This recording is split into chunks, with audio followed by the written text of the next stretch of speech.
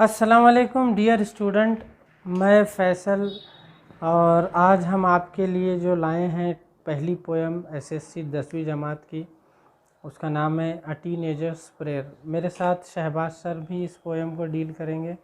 तो आइए शुरू करते हैं। ये वो पोएम है जिसको जे मॉर्स ने लिखा है और फर्स्ट स्टैंज़ा देखते हैं। लेकिन इससे पहले आप ये जान लें कि इस पोएम में 5 स्टैंज़ास यूज़ किए गए हैं और हर स्टैंज़ा 4 लाइन पर मुश्तमिल है। पहले स्टैंज़ा में पोएट क्या कह रहा है?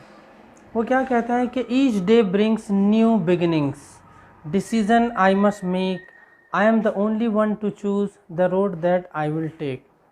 यानी पोएट यहाँ ये कह रहा है कि हर दिन एक नया आगाज़ होता है और उस आगाज़ के साथ हमारे सामने उतने चैलेंजेस भी होते हैं, लेकिन मैं हूँ जिसे डिसीज़न लेना है, मैं हूँ जिसे इंतखाब करना है कि मुझे क्या करना है। I am the only one to choose the road that I will take.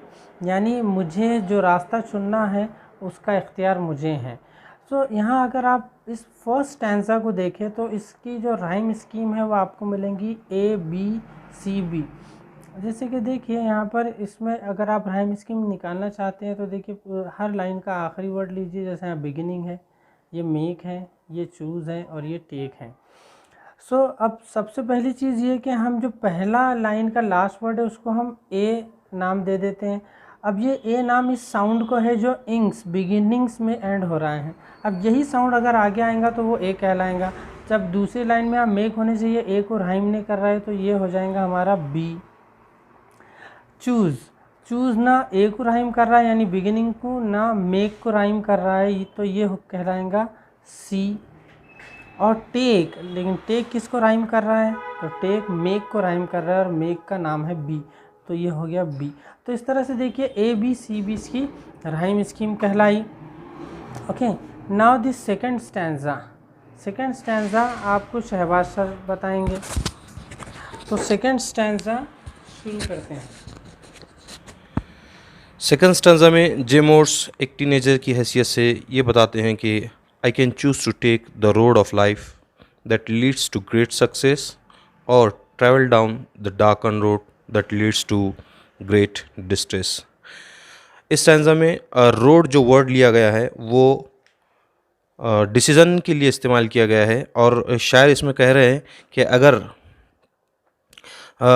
मुझे ही वो रास्ते, अपनी ज़िंदगी के रास्ते, डिसीजंस लेने होंगे जो मुझे अजीम कामयाबियों की तरफ ले जा सकते हैं, या मेरा चुना हुआ गलत फ़ैसला मुझे डार्कन रोड की तरफ यानी कि बुराइयों की तरफ, इविल्स की तरफ ले जा सकता है, जिसकी वजह से जो मुझे ग्रेट डिस्ट्रेस की तरफ रहनुमाई करेंगे। डिस्ट्रेस जिसको हम बड़ी परेशानियाँ, फ़िक्र, वरी, स्ट्रेन कहते हैं, और डाकन जिसको यहाँ पर रेफर्स एविल के लिए किया गया है यानी बुराई के लिए किया गया है, और डाकन के जैसे लफ्ज़ी मायने अंधेरे के होते हैं।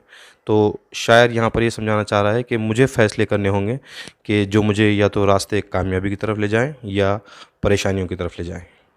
अगला स्टैंज़ा बिन नासिर फैसल के ज़रिए। थर्ड स्टैंज़ा शायर देखिए क्या कह रहा है कि please open up my eyes dear Lord that I might clearly see, help me stand for what is right, bring out the best in me. तो यहाँ पर वो दुआ कर रहा है, देखिए please open up my eyes dear Lord, यानी वो खुदाए ताला से यहाँ पर दुआ कर रहा है कि मेरी आंखें खोल दे, यानी मुझे सही रास्ता दिखा। दैट आई माइट क्लियरली सी, यानी मुराद क्या है कि जिससे मैं साफ़ तौर से देख सकूं। Help me stand for what is right, bring out the best in me, यानी वो कह रहे हैं कि सही और गलत का फ़ैसला करने में मेरी मदद करो, जिसमें मैं अपने सब फ़ैसले बेहतर कर सकूं। यानी वो अल्लाह ताला से, खुदाए ताला से दुआ कर रहा है कि वो उसकी मदद करे। बच्चा जो है यहाँ शायर बतौर बच्चा जो कह रहा है, और ताकि वो सही फ़ैसले ले सके।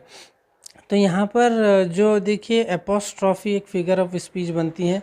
वैसे आपको हम बता दें कि इसके अगले वीडियो में हम आपको अलग से फ़िगर्स ऑफ स्पीच भी डील करेंगे। अब मैं शहबाज सर से चाहूँगा कि वो आखिर के ये दोनों स्टैंड्स आपको एक्सप्लेन करें।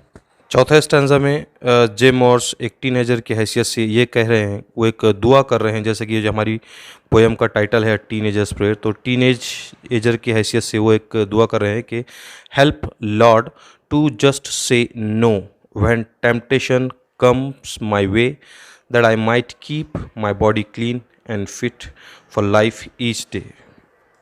टेम्पटेशन, ये जो वर्ड है टेम्पटेशन, ये एक strong wish to do something bad और रॉन्ग, यानी कि किसी ख्वाहिश, यानी कि किसी कोई भी बुरी ख्वाहिश या लालच जिसे कहते हैं हम, तो ऐसी कोई अगर विश मेरे अंदर आती है, मैं अगर वो टेम्पटेशन अगर आता है, तो वो कह रहा है कि गॉड मेरी मदद करो कि मैं ऐसी चीज़ों को ना कहूँ, कि ऐ खुदा मेरी मदद कीजिए इनकार करने में जब कोई ख्वाहिश या लालच मेरा रास्ता रोके, या जिससे मैं अपने जिस्म को पाकीज़ा रख सकूं और ज़िंदगी के हर मसाइल के सामने के लिए तैयार रह सकूं। और इसके आखिरी स्टैंज़ा में जे मॉर्स कहते हैं कि when my teenage years are over, I know that I will see that life is lived its very best with you walking next to me, कि जब जब मेरी नौखेज़ उम्र, जिसे हम टीनेज कहते हैं, नौखेज़ उम्र ख़त्म हो जाए, तो मुझको ये लगे और मैं ये देखूं कि मैंने अपनी ज़िंदगी बेहतर ढंग से गुजारी है, अपनी टीन एज की ज़िंदगी बेहतर ढंग से गुजारी है, और मेरी रहनुमाई ए खुदा आपने की है। और हम सभी जानते हैं कि टीन एज जो होती है 13 से 19 साल के दरमियान की जो उम्र होती है, उसे हम टीन एज कहते हैं, और यही उम्र होती है जिसमें हम काफ़ी गलत फ़ैसले भी कभी कर बैठते हैं। Thank you very much. So dear students, ये था उर्दू एक्सप्लेनेशन और कुछ शॉर्ट समरी इस पोएम की। हम अपने अगले वीडियो में अब आपको इससे रिलेटेड जो एक्टिविटी है या फिगर्स ऑफ स्पीच इसमें कौन कौन से यूज़ हुए हैं वो बताएंगे। तब तक के लिए आप इसको अच्छे से पढ़िएगा, इसके नोट्स भी आप बना सकते हैं और कोशिश करें कि you can write those in English.